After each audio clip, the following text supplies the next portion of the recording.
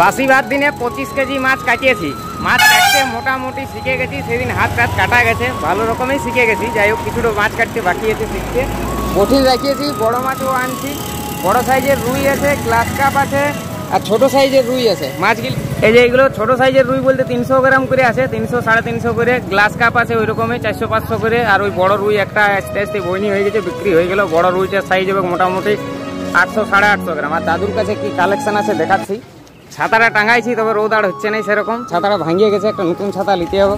এই যে আমাদের গায়ের যাকে বলছিলাম যে জায়গাটায় বসছিলাম, এইখানে তেলেপিয়া আছে, তেলেপিয়া। আর এইগুলো মিরিক মাছ বটে। আর ওইগুলো কি মরলা, মরলা কত?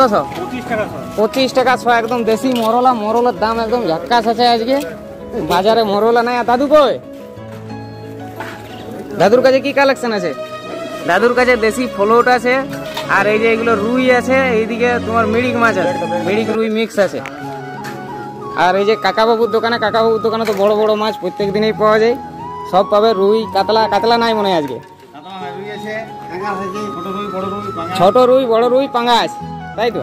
আচ্ছা, কাকাবাবুর দোকানে বড় বড় মাছ প্রতিদিনে পাবে। আর এই যে কাকাবাবু ওইখানে বসে। কাকাবাবুর দোকানটা একটু দূরে তো, তাই যাওয়া হয়নি। ওই যে পেয়ারাওয়ালার পাশে।